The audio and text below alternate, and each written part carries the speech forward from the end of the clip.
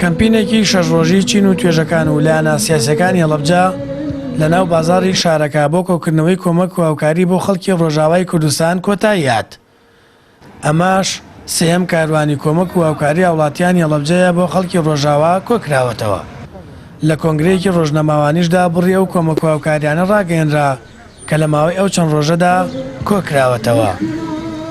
هەڵەبجەی شەهیدی شەستا بە ئەرشی ئەخلاقی ویژدانی و نەتەوەیی خۆی سێ وەجبە هاوکاری کۆ کردوێتەوە. وەجبەی یەکەم 6 بار هەڵگر بووە، وەجبەی دووەم 26 بار هەڵگر بووە، وەجبەی سێم کە ئەم ڕێە کۆتا ڕۆژێتی 2 بار هەڵگر وەگەڵێ بەتانی و پیتاک و جلوبەرێک بووە، بار هەڵگرێکیش خواردەمەنی بووە. جیاوازی ئەم کۆکردنەوەی هاوکاریەی سێیەم ئەوە بوو کە پارەیش کۆکرایەوە با بڵێن. خۆشبەختانە توانرا 3,700,000 دینار کۆ بکرێتەوە و دڵنیایی ئەدەینە خەڵکی شارەکەمان کە ئەم هاوکاریانی کە کۆکراوەتەوە بەدەستێکی ئەمانەت و بە شێوازێکی زۆر ڕێکوپێک دەگەێنرێتە ڕۆژاوای کوردستان لە ڕێگەی مانگی سووری کوردیەوە. هاوڵاتیانی هەڵەبجە زیاتر لە ئازار و ئاوارەی خەڵکی ڕۆژاوا تێدەگەن، چونکە پێشتر خەڵکی شارەکە کیمیاباران و ئاوارەی و دەربەدەریان بینیوە. ئەمە وتەی گەنجێکی هەڵەبجەیە.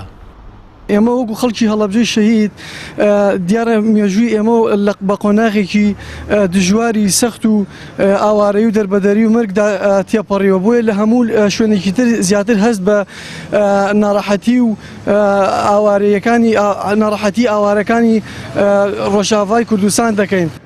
لە پارێزگای هەڵەبجەوە ئەمە سێم کاروانی کۆمەک و هاوکاریە ڕەوانەی ڕۆژاوایی کوردستان دەکرێت. کاروانی یەکەم 6 بارەڵگر و کاروانی دووەم 26 بارەڵگر و کاروانی سێم لە 2 بارەڵگر پێگاتووە کە جلوبەرگ و خۆراک لەخۆ دەگرێت.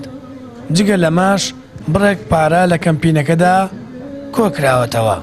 سامان فەتاح، کەناڵی ئاسمانی پەیام، هەڵەبجە.